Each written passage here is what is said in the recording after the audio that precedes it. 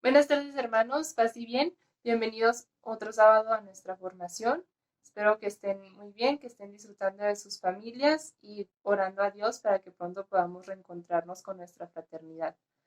El día de hoy vamos a continuar hablando del sacramento de la penitencia. La clase pasada iniciamos los sacramentos de curación, hablando de las primeras partes del sacramento de la penitencia. Hablamos sobre el nombre, sobre la institución, sobre la forma y sobre la materia, que son los actos del penitente, y por ahí ya vieron que me extendí, me emocioné un poquito hablando.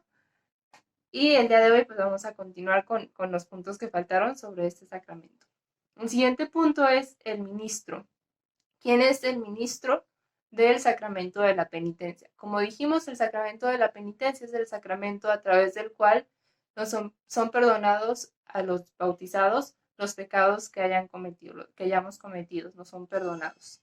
Entonces, perdonar los pecados. Sabemos que únicamente Dios puede perdonar los pecados. Se nos dice en la Sagrada Escritura, en este pasaje del paralítico, del que también mencionábamos la semana pasada, cuando Jesús le perdona sus pecados y entonces los judíos se escandalizan y le dicen cómo él le dice, te perdono tus pecados te son perdonados y solamente Dios puede perdonar los pecados. Y esto es cierto, nosotros creemos que solamente Dios puede perdonar los pecados.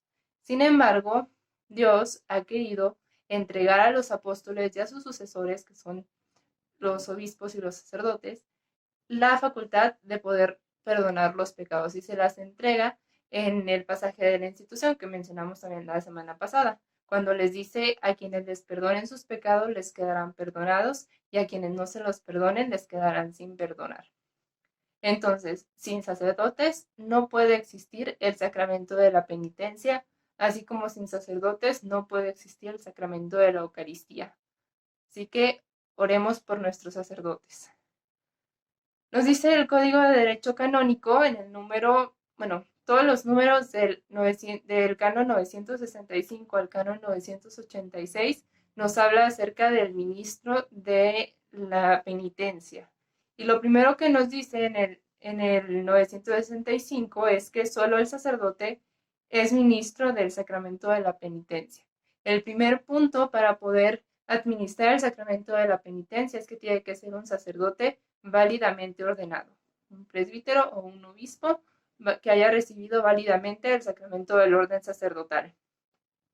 Pero poquito después, en el 966, nos dice que para absolver válidamente los pecados se requiere que el ministro, además de la potestad de orden, tenga facultad de ejercerla sobre los fieles a quienes da la absolución. ¿Esto qué quiere decir? Bueno, que sí, una parte fundamental es que hayan recibido el sacramento del orden sacerdotal, pero también para poder absolver.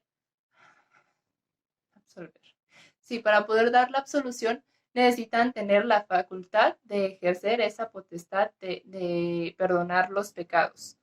Y esto puede ser de dos maneras. Una puede ser por la virtud de su propio oficio. Bueno, tienen que tener cierta autoridad sobre los fieles a quienes les van a perdonar los pecados. Entonces, esto puede ser primero por la virtud de su propio oficio, como en el caso del Papa, pues el Papa puede perdonarnos los pecados a todos porque él tiene autoridad sobre toda la iglesia. Los obispos también tienen autoridad sobre su diócesis y por lo tanto pueden también perdonar los pecados. Y así, ¿no? Los párrocos tienen autoridad sobre su territorio parroquial y pueden perdonar los pecados por eso. Quienes no tengan como esta facultad por su oficio, esa necesidad de su mismo oficio que requiere que sean capaces de perdonar los pecados, entonces necesitan una concesión de la autoridad, una concesión del obispo o de quien sea competente para poder perdonar los pecados. ¿Ok? Entonces no solamente es tener el sacramento del orden, sino también es tener la autorización de poder conferir válidamente este sacramento.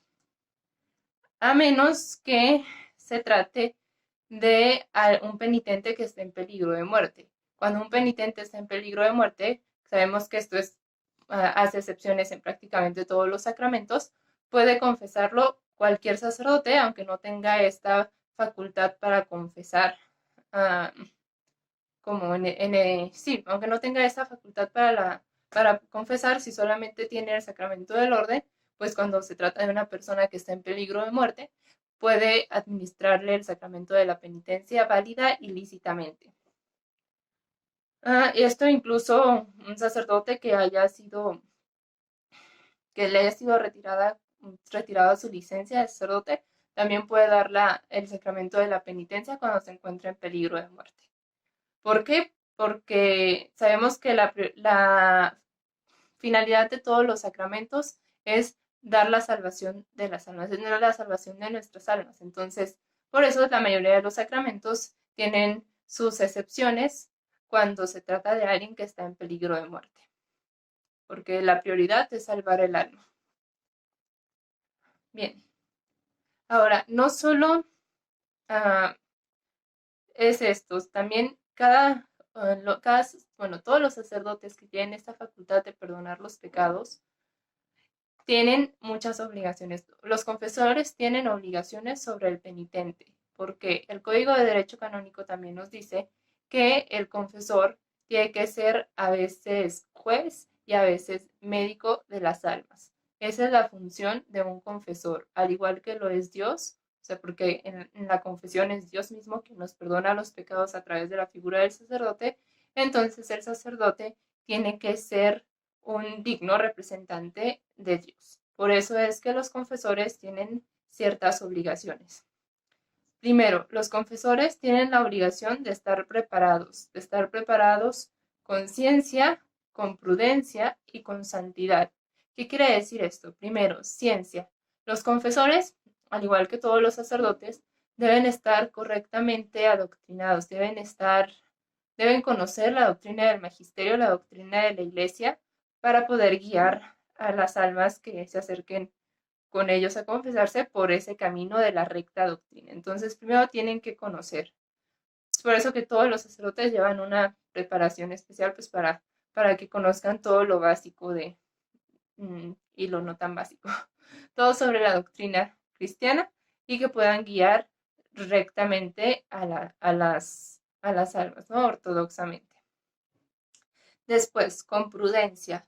El sacerdote, como dijimos la clase pasada, tiene que conocer todas las situaciones de los pecados, todas las situaciones que lo ayuden a entender exactamente cómo están las cosas en el penitente y pues para saber por dónde guiarlo mejor. Y en esto también incluye la prudencia, porque el sacerdote tiene que saber qué preguntar y qué no preguntar. Y también, obviamente, esto lo vamos a ver más adelante, pues la prudencia de no estar revelando lo que se les dice en confesión, pero sobre todo es la prudencia para saber qué preguntar, cuándo preguntar y cómo preguntar, para pues no él mismo buscar conocer los detalles necesarios, pero también omitir lo que sabe que no es necesario. Cosas que el sacerdote nunca debería preguntar, pues como hagas cosas más personales, ¿no? El nombre del penitente o de los involucrados en las diversas situaciones, etcétera. Creo que eso, nuestra misma lógica nos puede decir un poquito qué sí debería preguntar y qué no debería preguntar. Y la mayoría de los sacerdotes, bueno, creo que todos los sacerdotes, al menos con los que yo me he confesado, tienen esta prudencia. Y el tercer punto de la preparación es la santidad. ¿Por qué? Como dijimos, el sacerdote tiene que ser un digno representante de Cristo en la tierra, ¿no? Al momento de la confesión. Y siempre. Entonces, pues no quiere decir que ya esperemos que todos los sacerdotes sean grandes santos, que tengan dones extraordinarios y así, pero sí que los sacerdotes tienen que estarse esforzando por irse acercando más en su relación con Dios y por ir avanzando más en su camino propio de santificación. ¿Sí? Y eso es una condición necesaria para estar adecuadamente preparado para confesar.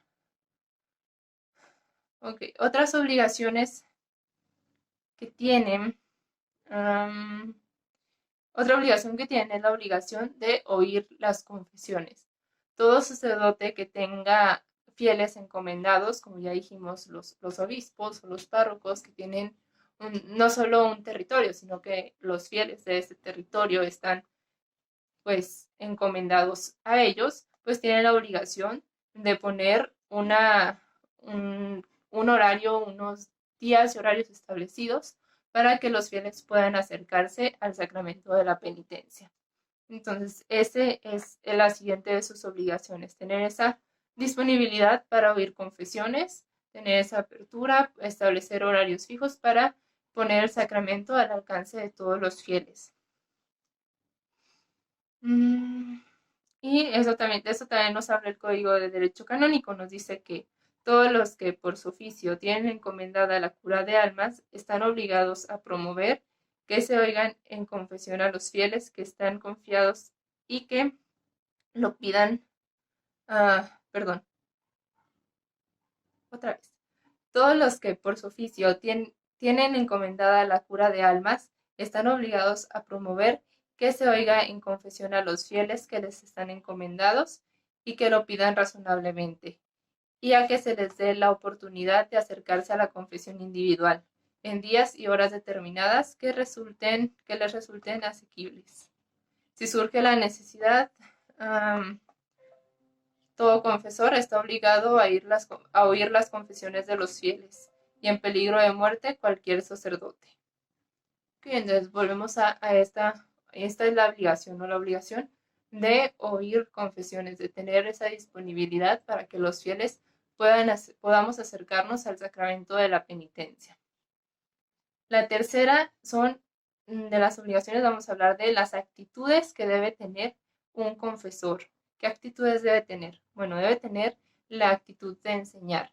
Como ya dijimos, irse a confesar no es solamente ir y que tú le dices, bueno, sí puede ser así, pero puede ser más que ir y solamente decir los pecados y recibir la absolución, sino que es un momento en el que tienen los sacerdotes para empezar a encaminar a las almas, ¿no? Entonces, ¿cómo nos van a enseñar? Nos van a enseñar a través de los consejos que nos dan, a través de todos sí, sobre todo de los consejos que nos dan para ir luchando contra esos determinados pecados que cada uno le va a decir a su confesor. Y esto, bueno, no, después. Después también debe tener la actitud de amonestar. ¿Por qué? Porque así como un padre tiene que amonestar a su hijo cuando sabe que está haciendo algo mal por el propio bien del niño, así también los sacerdotes tienen que amonestar a los fieles cuando nos ven que pues no tenemos para dónde irnos, ¿no? O sea, que si ellos ven que andamos mal, tienen la obligación de amonestarnos, de reprendernos, de decirnos, oye, por ahí no es. Tiene también de que tener la actitud de curar, porque como ya dijimos, no solo son jueces, sino que también son médicos, así como Dios es médico de las almas, ellos también están llamados a esa vocación de curar a las almas. Y en algunos casos van a tener que tener la actitud también, deberán tener también la actitud de denegar. ¿Por qué? Hay algunos casos en los que los sacerdotes, precisamente con la ciencia, con la prudencia y con su santidad, van a darse cuenta de que no pueden darle la absolución a un fiel. Y entonces en esos casos también ellos tienen que decirlos. ¿En qué casos puede no dar la absolución? Bueno, cuando vean que es un pecado recurrente y que no está poniendo el fiel su disposición como para avanzar, cuando es no solo no el pecado, sino cuando es una ocasión de pecado que está ahí, que, bueno, ya hablamos de las ocasiones de pecado en, en moral, pero no sé si las recuerden.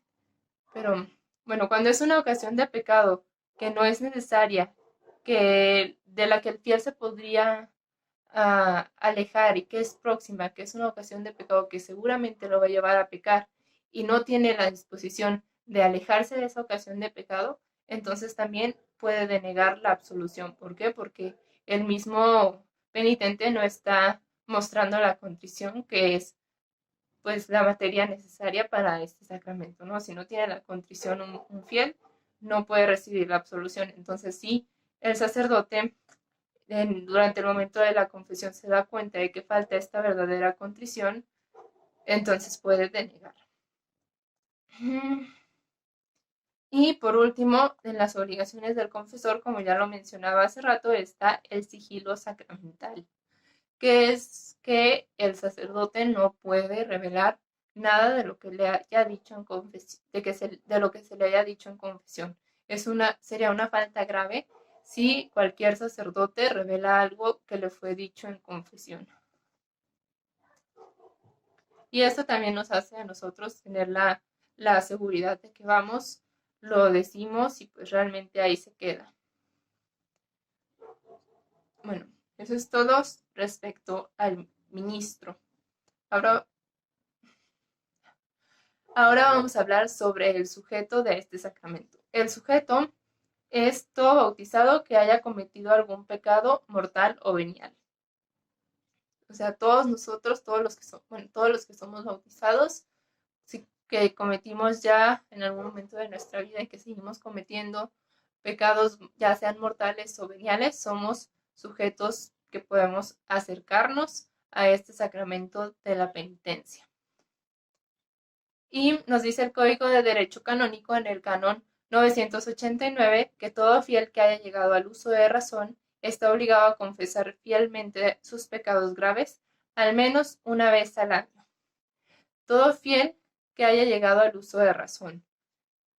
Es decir, desde el momento en el que el niño es consciente de sus pecados y desde el momento en el que se le va enseñando al niño qué es el pecado y los diferentes tipos de pecado, entonces el niño al darse cuenta y al reconocer sus pecados personales ya puede acercarse y ya debe acercarse a recibir el sacramento de la penitencia. Y también aquí debemos hablar de la preparación que debemos tener nosotros como sujetos de la penitencia para poder hacer una buena confesión, que son los pasos para una buena confesión de los que ya investigaron, porque fue tarea del video pasado. El examen de conciencia, bueno, en la preparación solo entraría como esta parte del examen de conciencia. ¿Por qué es necesario hacer un buen examen de conciencia? Hacer un buen examen de conciencia es necesario porque así es como nos vamos a poder acercar mejor preparados a recibir el sacramento de la penitencia. A decir, como decíamos la semana pasada, ¿no? A llegar con nuestros pecados con número, lo más concretos que podamos ser y con las circunstancias necesarias para el confesor, para que el confesor conozca la naturaleza del pecado y todo eso. Entonces, por eso es necesario el examen de conciencia, que deberíamos hacerlo no solamente cada vez que queramos acercarnos al sacramento de la penitencia, sino que es recomendable hacerlo a diario. Y si rezamos completas, pues nos damos cuenta de que ahí en el mismo rezo se da un espacio específico para hacer un examen de conciencia del día. Si vamos haciendo exámenes de conciencia al día, cuando nos vayamos a acercar a confesar y tengamos que hacer un examen de conciencia general, va a ser muchísimo más sencillo para nosotros. También el examen de conciencia es importante porque nos ayuda a conocernos a nosotros mismos, a conocer nuestras pasiones dominantes, a conocer en qué pecados caemos más constantemente, a analizar qué nos está llevando a caer en esos pecados. Entonces es algo muy fructífero también para nuestro propio crecimiento espiritual. Y los otros pasos para una buena confesión son el dolor de los pecados, que ya hablamos de eso cuando hablamos de la contrición, el propósito de enmienda, que también ya lo mencionamos, este propósito de no volver a pecar, y la confesión, el hablarlo, el decir los pecados completos, la confesión completa, y el cumplir la penitencia, que también ya hablamos de la penitencia en la clase pasada. Otra cosa de la que debemos hablar es sobre el lugar.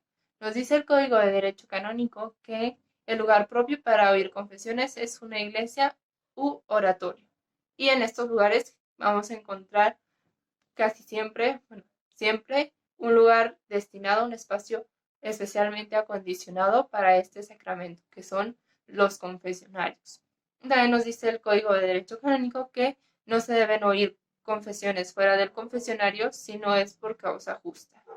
Entonces también tener como nosotros conciencia de eso, de que el lugar más apropiado para acercarnos a recibir el sacramento es el confesionario y pues evitar, si no hay una extrema necesidad, recibirlo fuera, ¿no? Que creo que, bueno, es que es algo común que he observado en varias de las personas que acostumbran o que conocen a varios sacerdotes, que prácticamente en cualquier lugar les piden a sus sacerdotes conocidos que los confiesen, y pues hay que saber que esto no es lo más correcto. Lo apropiado es que nosotros vayamos como penitentes a confesarnos al confesionario. Con el confesor que escojamos, sí puede ser, podemos escoger libremente al confesor, pero que sea en el confesionario. Y otro punto que hemos visto en todos los sacramentos es la necesidad. ¿Es necesario el sacramento de la penitencia? Ya les di 5 segundos para pensarlo.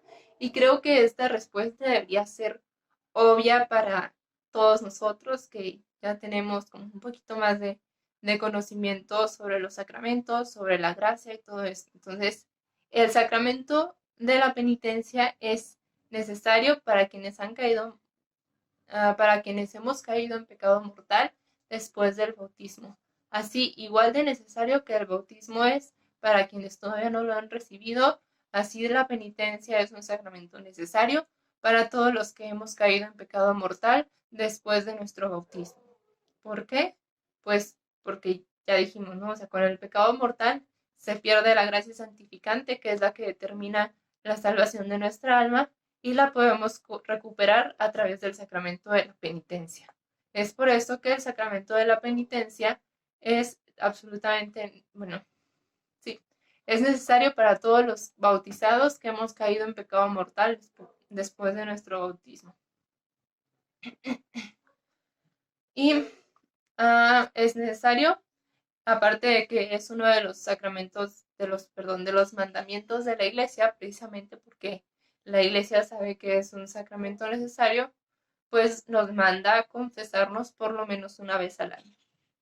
Sin embargo, nosotros también sabemos que es recomendable la confesión frecuente. La confesión, no sé, al menos una vez al mes es recomendable. ¿Por qué? Bueno, primero, la confesión frecuente va a aumentar el justo conocimiento propio.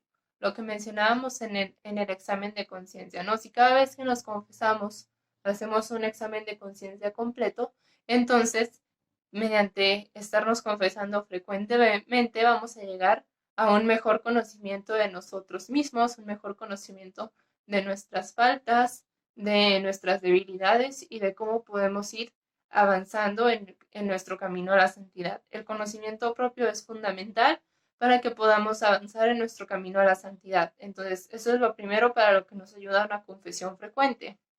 Las confesiones frecuentes. Aumentar el justo conocimiento propio. También nos ayuda para hacer crecer nuestra humildad. Por lo mismo, estamos reconociendo nuestras debilidades y estamos yendo a arrodillarnos ante Dios, ante el sacerdote, sí, Dios a través de la persona del sacerdote, diciéndole, te fallé, y esto soy débil y necesito tu ayuda. También mediante la confesión estamos aceptando que necesitamos de Dios para seguir avanzando. Entonces la confesión también hace que crezca nuestra humildad, desarraiga malas costumbres y enfrenta la tibieza espiritual porque, pues por lo mismo, ¿no? O sea, si nos damos cuenta de que un pecado estamos cayendo constantemente en un pecado, entonces, aunque sea por vergüenza de no volverlo a confesar, vamos a intentar luchar contra ese pecado, contra esos malos hábitos que tenemos en nuestra vida. Entonces, también por eso es conveniente la confesión frecuente, ayuda a enfrentar la tibieza espiritual, también por esto mismo, ¿no? O sea, que nos hace confrontarnos con nosotros mismos, nos hace decir, bueno, pues ya si me voy a confesar esta vez y no quiero la próxima vez que me vaya a confesar, darme cuenta de que caí exactamente en lo mismo, entonces voy a empezar a trabajar, voy a dejar la tibieza espiritual y me voy a poner realmente a trabajar en mí. Purifica la conciencia y robustece la voluntad. Yo creo que este último punto es uno de los más importantes. Ahorita que veamos los efectos de la penitencia, vamos a ver que una gracia que nos da la penitencia es precisamente fortalecer nuestra voluntad. Entonces, si estamos cayendo constantemente en un pecado o en varios pecados, pues hay que asistir al sacramento de la penitencia para volver a fortalecer nuestra voluntad. Y también por eso no solo se recomienda que sea la confesión frecuente, sino también se recomienda que sea con un mismo confesor. Al nosotros tener un confesor específico y al poder acudir siempre a ese confesor frecuentemente a ese confesor para confesarnos, él mismo también se va a dar cuenta de nuestras debilidades y entonces ese sacerdote va a poder encontrar como líneas más específicas o consejos más específicos para ayudarnos a nosotros en nuestro propio camino de santificación. ¿Sí? Entonces no solo es recomendable confesarse frecuentemente, sino que también es recomendable tener un mismo confesor que pueda conocer nuestras faltas, que pueda saber qué es en lo que más caemos, que pueda ayudarnos a hacer un análisis más profundo de nosotros mismos para que podamos avanzar aún más en nuestro camino a la santidad. Y por último, vamos a hablar acerca de los efectos del sacramento de la penitencia. El primer efecto del sacramento de la penitencia es que infunde o aumenta la gracia santificante. En los sacramentos pasados siempre hemos dicho que son sacramentos de vivos o sacramentos de muertos. Sacramentos de muertos, los que le vuelven a dar, los que infunden en el alma la gracia santificante son sacramentos de muertos, porque el alma estaba muerta y al recibir la gracia se vuelve a vivificarse, le vuelve a dar vida. Y sacramentos de vivos son los que se reciben en estado de gracia y entonces aumentan la gracia santificante. Gracia primera o gracia segunda, ¿no? Gracia primera cuando el alma la recibe, el alma que está en pecado. Gracia segunda cuando el alma que estaba en gracia aumenta su gracia santificante.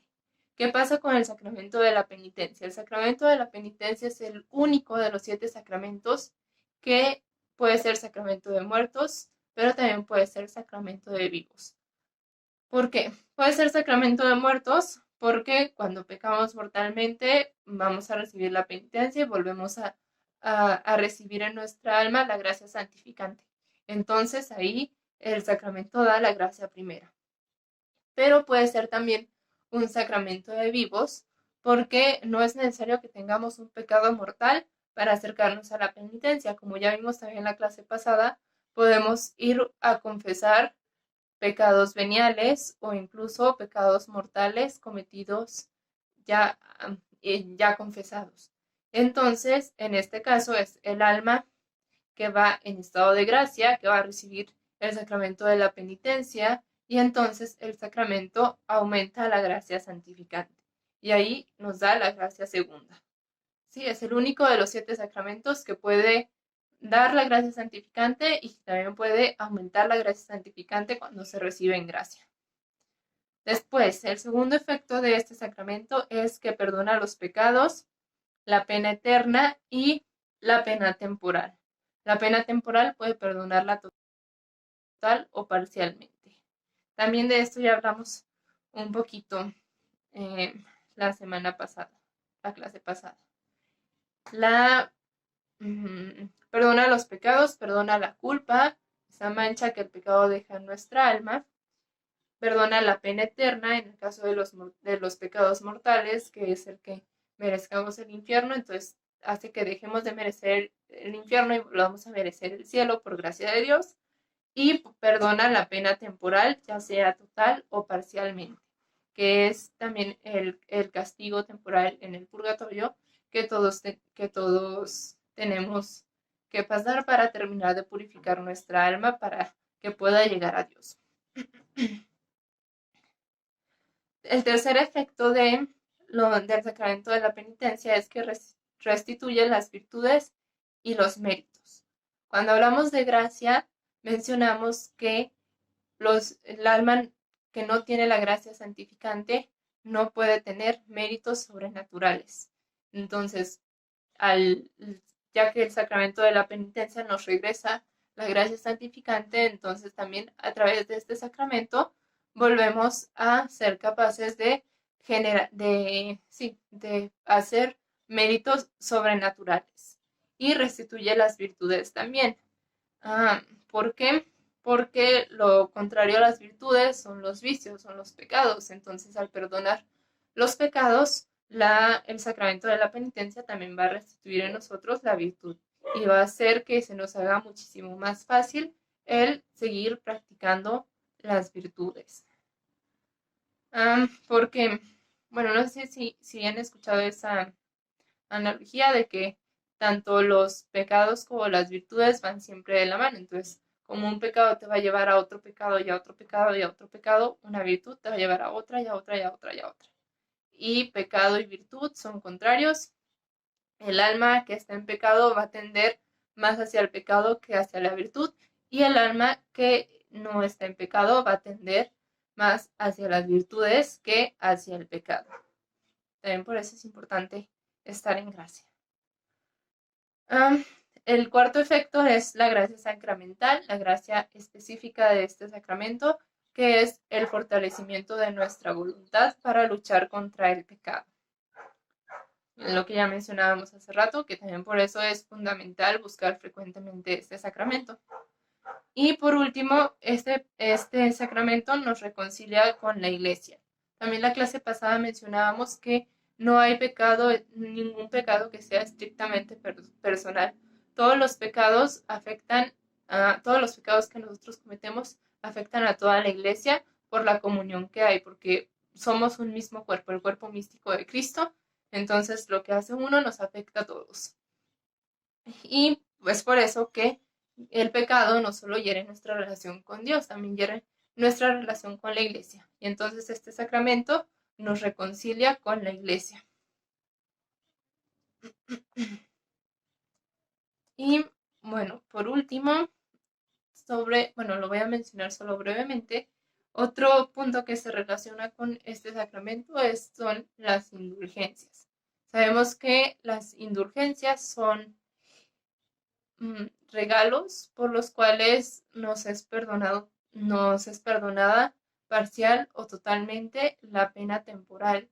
O sea, este tiempo que, como ya dijimos, está en el purgatorio. Hay indulgencias plenarias, hay indulgencias parciales, y su tarea de esta semana va a ser precisamente sobre las indulgencias.